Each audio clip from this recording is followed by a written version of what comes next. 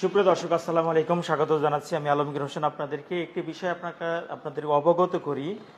সম্প্রতি সময় কিন্তু বিভিন্ন সময় বিভিন্ন ঘটনা ঘটে যাচ্ছে। আইন শৃঙ্খলা রক্ষাকারী বাহিনী তারা দাবি করে যাচ্ছে যে তারা ব্যাপক সোচ্চার আছে, কিন্তু আসলে মাঠ পর্যায়ে কিন্তু আমরা সেটা তেমন দেখতে পাচ্ছি না।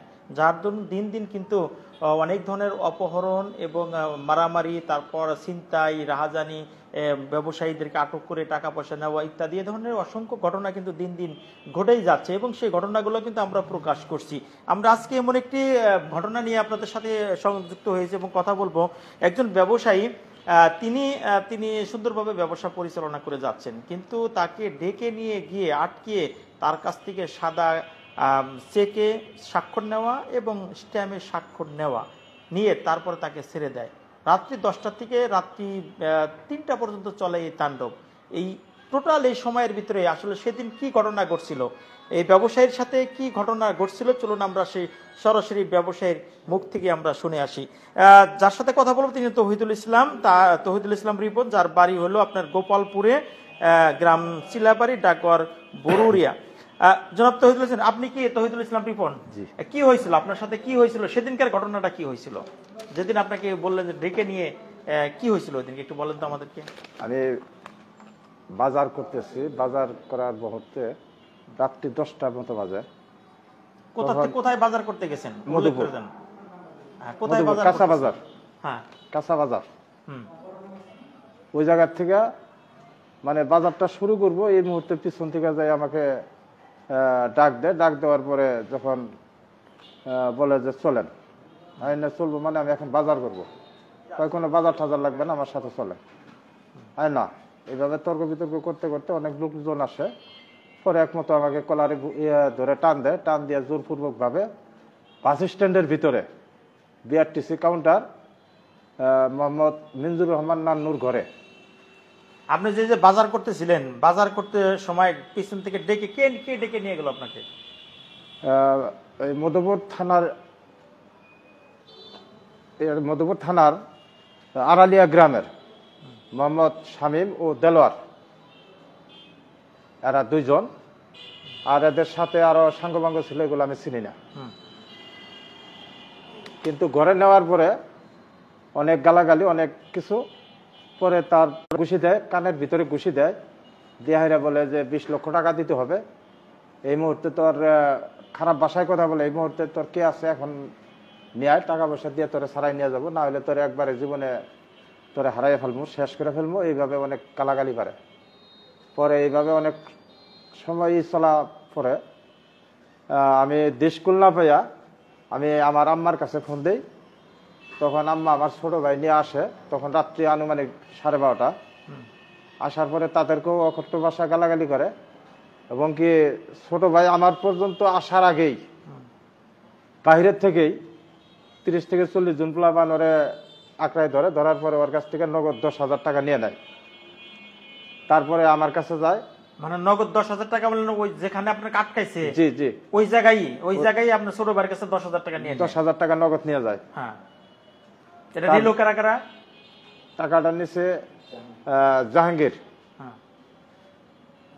আর রুমান।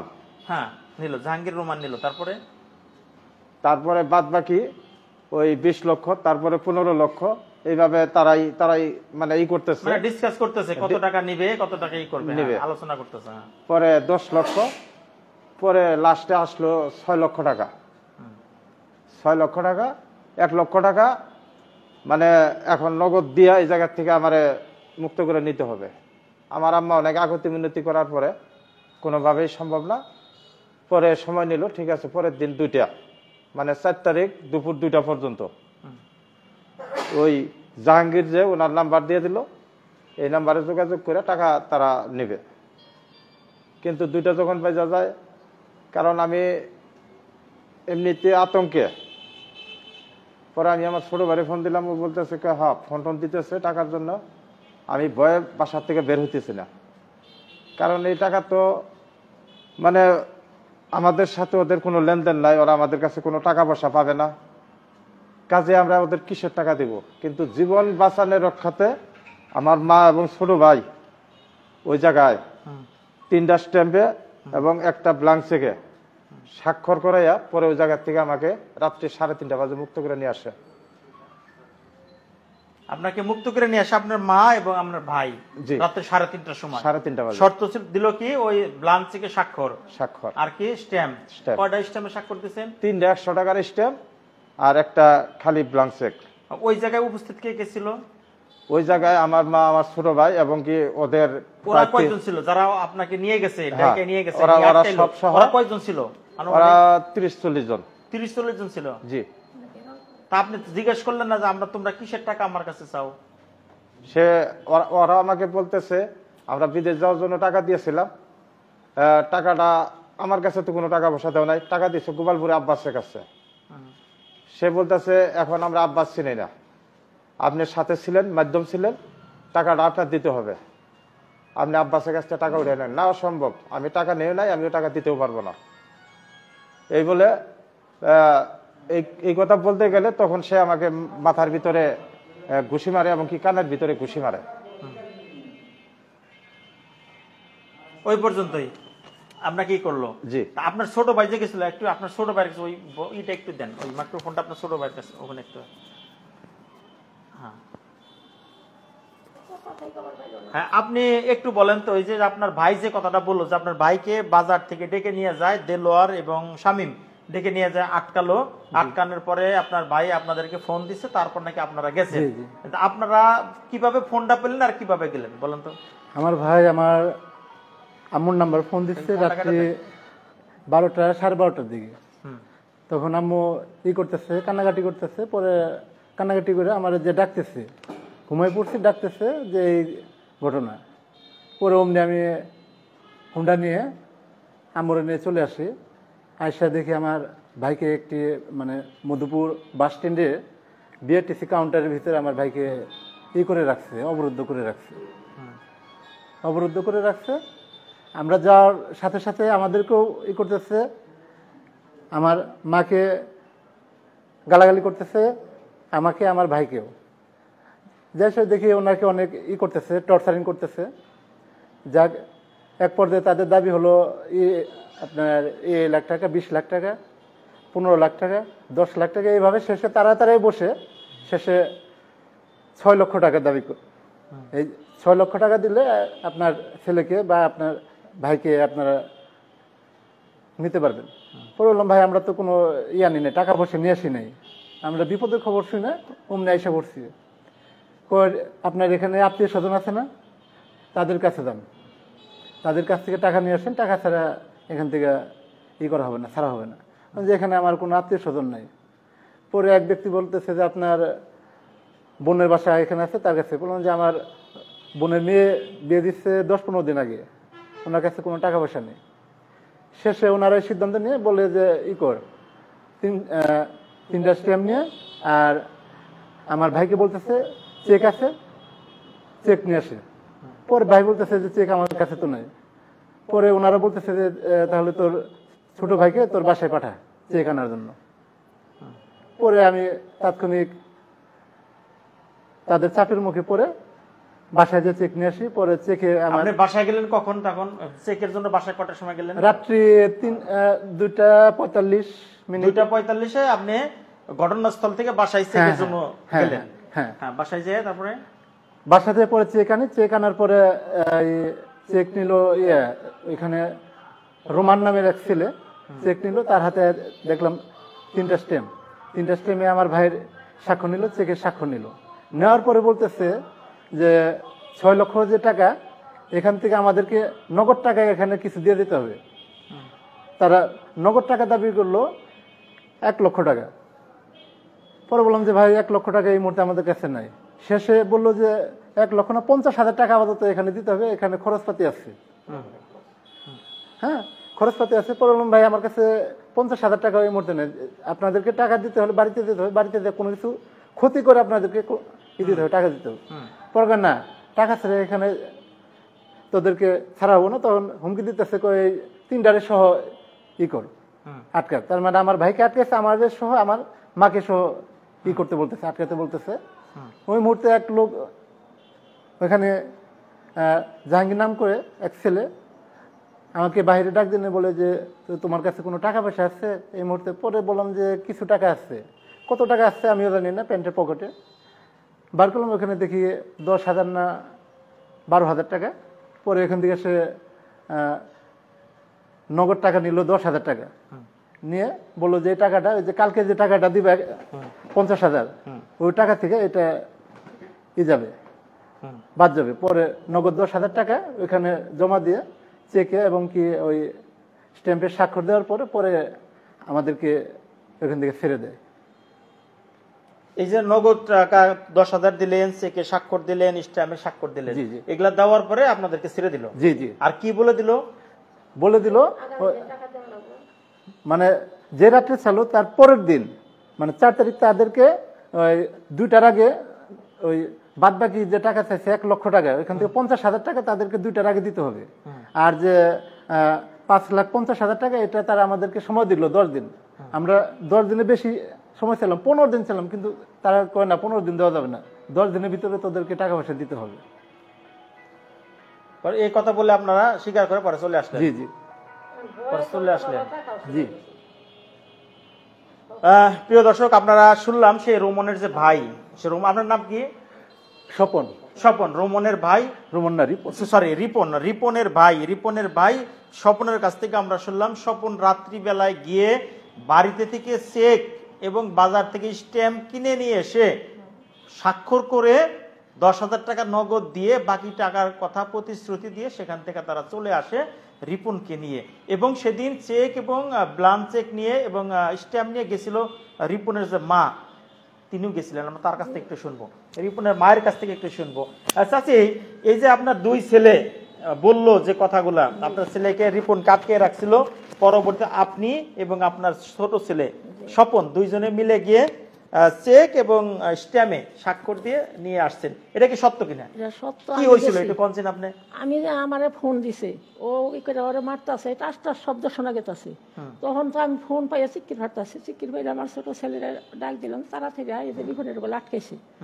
আমি তার জানি না আটকাইছে। পরে ওরে ডাকিয়া নিয়ে ফোনটা নিয়ে গেলাম, যাইয়া দেখি যে আসলে অনেক মানুষ, মানে তাগর কোনোই নেই, বকাবাদ্য করতেছে। পরে তখন আমি আর কথাই বলতে পারি না, এরকম ভাবে রয়েছি। তারপরেও টাকা চাই, এরা হেরা, টাকা দিন, এবার করুন হেবা করুন, নানান কিছু বললো। বলার পরে আমি বলি, বাবা আমরা তো টাকা দিবার ভাব না, আমার কাছে কোনো টাকা পায়ও না, আমরা তো কোনো টাকা দিয়েও নাই, আমার টাকা দাবি করুন কি আপনারা? কয় যে না, আমার টাকা দিতে হবে, যে টাকা দিও 20 লাখ 15 লাখ, তা নাতে 6 লাখ টাকা ওটা ই করে নিল। এই টাকাটা না দিয়া এন থেকে নিবার পাবেন না, আমগরেও বাইরবার দেন, আমগরের সহ আটকাই।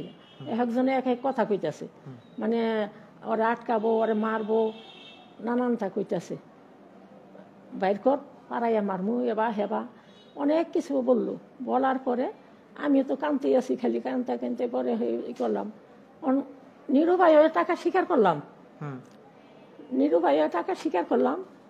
এই রাইতের মধ্যে 1 লাখ টাকা চায়, রাইতের মধ্যে আমি 1 লাখ টাকা, আমি টাকা তো নিয়ে যাই নাই, আমি কোথেকে দিব টাকা? তারপর আমার ছোট ছেলে কিছু টাকা ওর পকেটে আসাল, সেই টাকাটা বাইট করে দিল রে 10,000 টাকা। এখন আরও যে ওইটা পরের দিন 2টার সময় চায়, 2টার সময় টাকাটা জোগাড় করার পর আমরা তো গরিব মানুষ, 2টার সময় কোন এই যে ফোন দিতেছে, ফোনের উপর ফোন দিতেছে সবাই রে, সেই টাকা চায়। সেই টাকা তো আর আমি দিবার পাই না, ভয় দেখাইতেছে, অনেক কিছু ভয় দেখাইতেছে।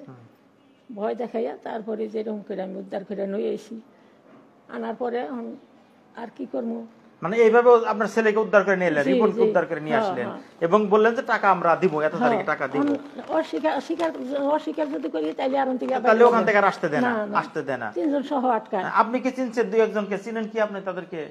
আমি ওই যে জাহাঙ্গীর ওইটা চিনি, ওইটা আবার আমার 22টাই পাঠাই দিছাল, মানে ওইটারে মুখ চিনি, নাম নাম চিনি, উনার আর চিনি না। ওই যে স্বামী মি উনারা আমি বাবা চিনি না তো ভালোভাবে। এই যে আপনার ছেলেকে যে তারা আটকাইয়া চেক নিল, টাকা 10,000 নিল, আরো টাকা দিতে বললো এবং ব্লাঙ্ক চেক, আপনি মা হিসাবে আপনি প্রশাসনের কাছে কি দাবি চান? আপনি কি দাবি করেন? আমি এটা সুস্থ বিচার চাই, যাতে জীবনে আর কোনো না করে, না সন্ত্রাসী ওই আমার ছেলের অপহরণ করছে, আমি তো না জানি না। আপনারা এর চাই আমি আপনাদের কাছে, এটা সুষ্ঠু বিচার চাই, সুষ্ঠুভাবে আমার এই করে দিবেন। আপনি একটু বলেন তো। হ্যাঁ, আমরা শুনলাম একজন মায়ের কথা। মা কিন্তু তার ছেলেকে উদ্ধার করার জন্য বিভিন্ন কৌশল তিনি নিছেন, কারণ তার টাকার কথা তিনি স্বীকার করে আসছেন, টাকা তিনি দিবেন এবং চেকে স্বাক্ষর দিয়ে আসছেন, ব্লান চেকে স্বাক্ষর দিয়ে আসছেন, অথবা স্ট্যাম্পে স্বাক্ষর দিয়ে আসছেন, অর্থাৎ সবই প্রক্রিয়া করছেন। কারণ যে দেলোয়ার এবং শামীমের কথা এবং রোমনের কথা উঠে আসছে তারা সবাই বিএনপির সাথে জড়িত, বিএনপি রাজনীতির সাথে জড়িত। একটি বিষয় আমার কাছে, একটি প্রমাণ আমার কাছে আসছে, একটি দলিল না, একটা স্ট্যাম্প আমার কাছে আসছে। সেই স্ট্যাম্পের বিষয়ে আমি কথা বলবো আপনাদেরকে।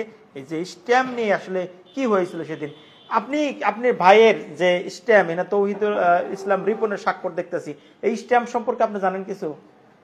আপনার বড় ভাইয়ের স্ট্যাম্প সম্পর্কে আপনি জানেন কিছু? এটা সম্পর্কে একটু জানি, মানে ওই আমার বড় ভাইয়ের সাথে যে লেনদেন ছিল ওইটার বিষয়ে নাকি যে আমার এক প্রিন্সিপাল ভাই আমার বড় ভাইয়ের কাছে কিছু টাকা দাবি করলো, পরে আমার প্রিন্সিপাল ভাইয়ের বাসায় ঘরোয়াভাবে ওই দেলোয়ার, শামীম আর ওর পিতা ওদেরকে নিয়ে বসে, পরে আমার ওই প্রিন্সিপাল যে মধুপুর টেকনিক্যালে প্রিন্সিপাল উনি বসে তারা শেষ মুহূর্তে আমার ভাইয়ের কাছে 40,000 টাকা দাবি করলো।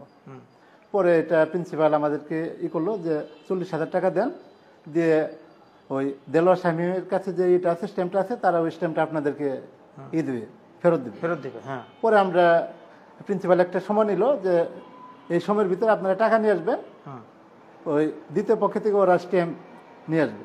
পরে আমরা ওই সময় মতো আমরা টাকাটা ফেরত দিলে প্রিন্সিপাল সাইফুল ইসলাম উনি তাদের কাছ থেকে ওই যে জোরপূর্বক যে আমার ভাইয়ের কাছ থেকে যে স্ট্যাম্পটা নিয়েছিল ওই টাকার বিনিময়ে পরে ওই স্ট্যাম্পটা। সেটা কত বছর আগের ঘটনা? এটা ঘটনা হলো 17 বছর আগেকার। 17 বছর আগে? 17 বছর আগেকার ঘটনা, আবার 17 বছর পরে এই ঘটনাটাকে আবার মানে কিভাবে তারা দাবি করতেছে? এটা 17 বছর আগে তো মিটমাটি হয়ে গেল। এটা আমরা এখন এটা পাচ্ছি না, মানে কোন শত্রুতার জেরে এটা কি করতেছে এটা এখন আমরাও পাচ্ছি না। তাদের সাথে আমাদের কোনো লেনদেন ছিল 40,000 টাকা, এটা মীমাংসিত ঘটনা। তো সেটা তো 17 বছর আগের ঘটনা। জি, এখন এই মীমাংসিত ঘটনাটা হয়তো কোনো দলীয় শক্তির প্রভাব বা যে কোনো শক্তির প্রভাবে এখন তারা এটা করতেছে।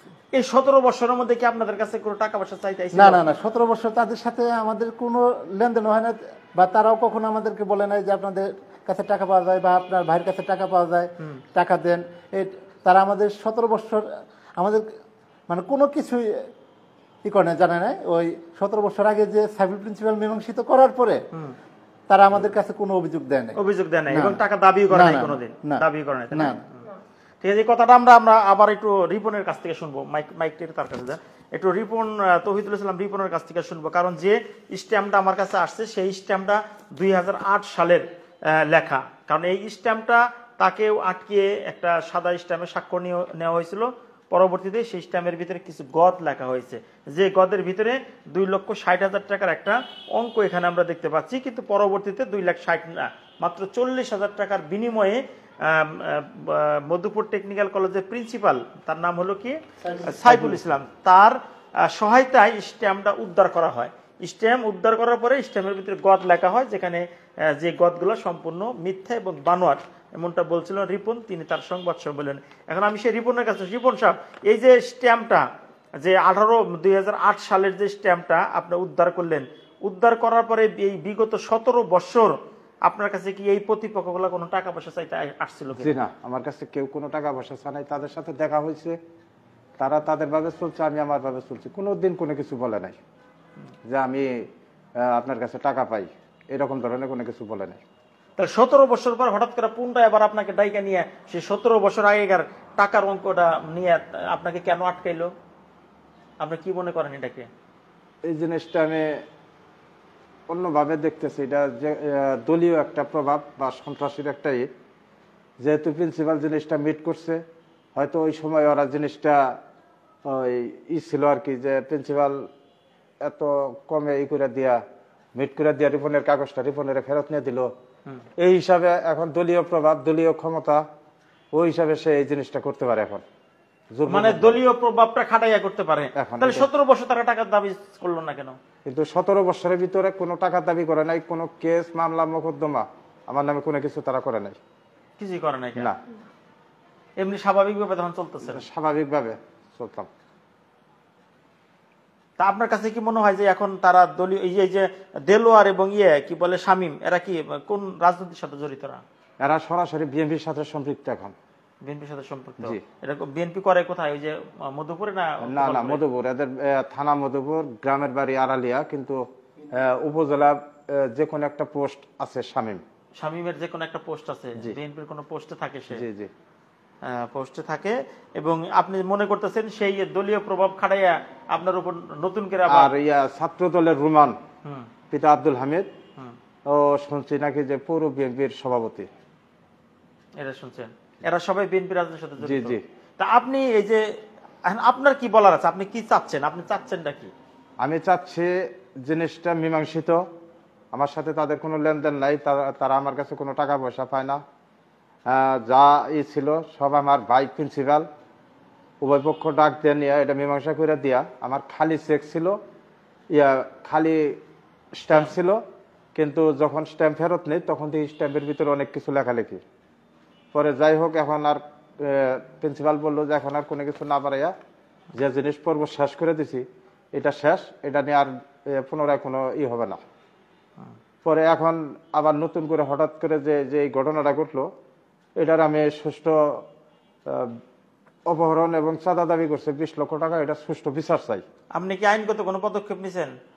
আইনগত পদক্ষেপ আমি নিজের জীবনের নিরাপত্তার স্বার্থে, আমার ভাইয়ের নিরাপত্তার স্বার্থে আমি সেনা ক্যাম্পে দ্বারস্থ হই।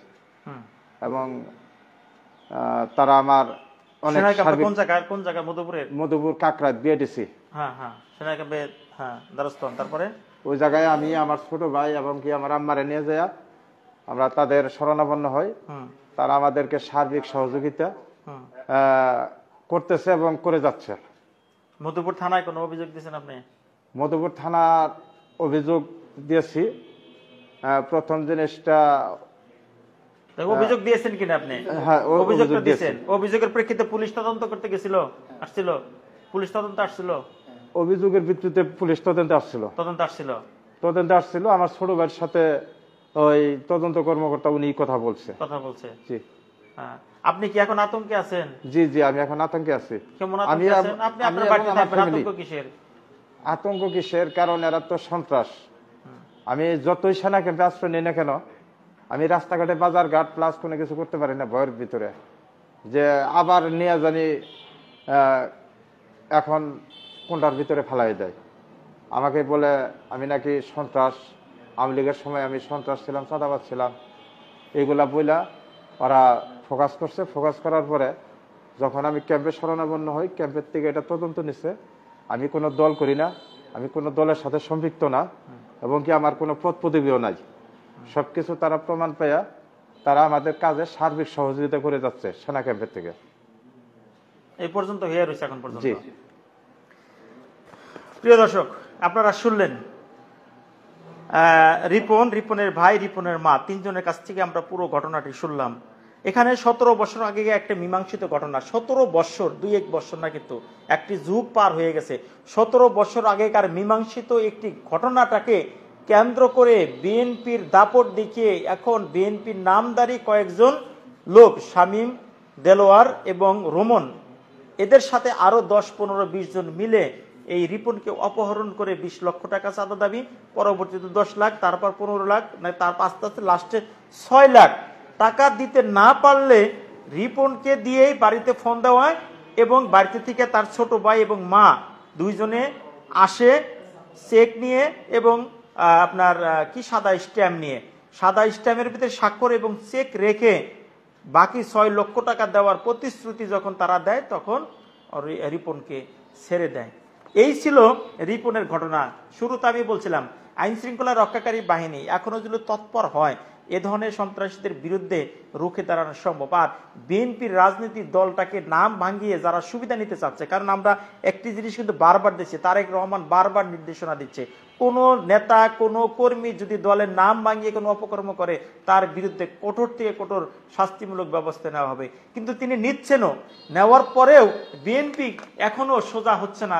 বিএনপির কিছু দুষ্কৃতিকারী কিছু কর্মীরা তারা এখনো চাঁদাবাজি এবং অপহরণ এবং আরো অনেক জায়গায় অনেক ধরনের ঘটনা তারা করে যাচ্ছে, যেটা প্রতিদিনের নিয়তই কিন্তু নিউজ হচ্ছে, প্রতিদিনই কিন্তু বিএনপির তরফ থেকে ব্রিফিং করছে, বিএনপির তরফ থেকে বহিষ্কার করছে, ইত্যাদি ইত্যাদি অনেক কিছু করে যাচ্ছে, কিন্তু ফলাফল কিন্তু আসলে আমরা জনগণ যারা আমরা আসলে দেখতে পাচ্ছি না।